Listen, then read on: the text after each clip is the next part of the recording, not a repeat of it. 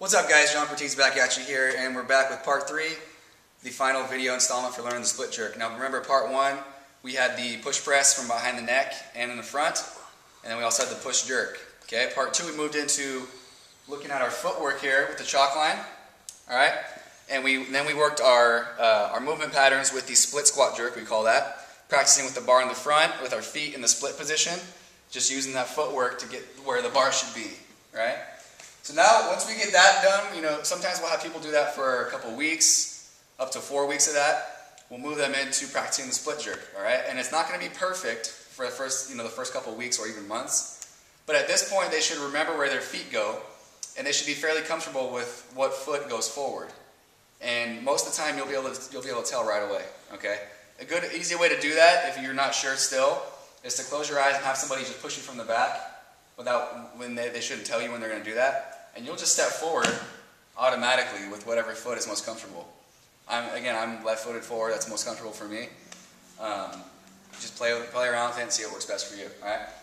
So moving into that part 3. Now we're going to do the full split jerk from the rack. Okay. It's always a good idea to practice from this is the rack position, separate from your cleans, because again the jerk does take some time to learn, and it's good to have a separate day of training just for that. Alright? But again, if you get the jerk down, standing clean up, it's always a good idea to practice the jerk anyways. Alright? So do not skip the jerks, do both lifts. Alright? So, again, we start from behind the neck, again, because the bar path is straight. It's not over the head and back. Okay, well, I'll start from behind the neck. Alright? So we'll take the bar out with our clean grip. And Jeff's going to look at my feet here for a second. Okay, so remember our feet are in one quadrant and the other. We're not this close and we're not this wide. Okay? And again, the feet now, they just move straight ahead, basically. Alright? So we got the dip and drive and the punch at the same time. We're dipping on our heels. Okay? And we recover our feet. Alright? We'll do one more of those. Notice how my weight, when I dip down, does not transfer forward yet. Okay? You have to be patient, so I'll slow that down. So we're patient on the heels, chest up. When you're ready to drive, okay, and then we finish. Cover the feet, and back down. Now you'll notice, if you heard that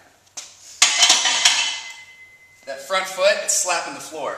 Okay, so we're not being real ginger with this. We're not just going, okay, this is a violent, aggressive movement. I'm popping my collar here. Okay, this is not a slow, like, ginger movement where it's like, I'll just, move my feet, whatever. It's fast, aggressive, okay?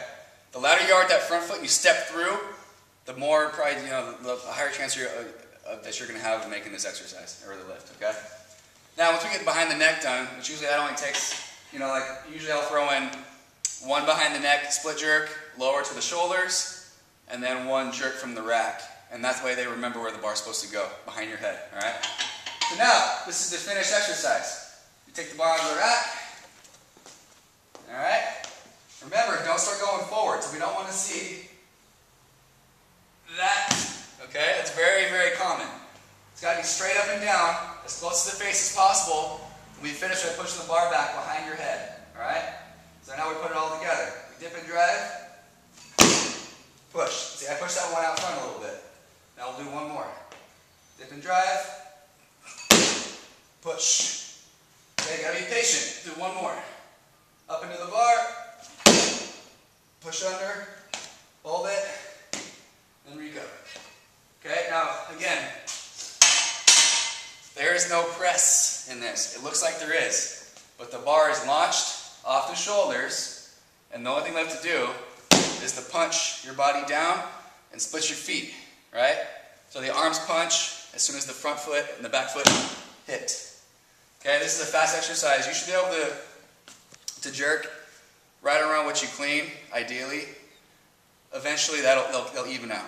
All right, and then, sometimes I know people that can rack jerk way more than they can clean.